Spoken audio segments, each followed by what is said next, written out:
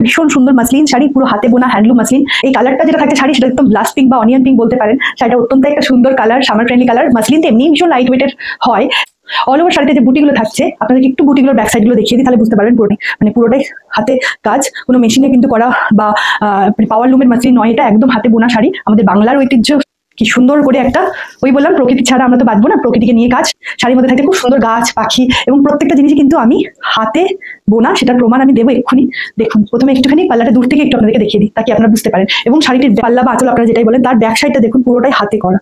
এই যে ঠিক এইভাবে গেছে, অসম্ভব সুন্দর শাড়ি একটা।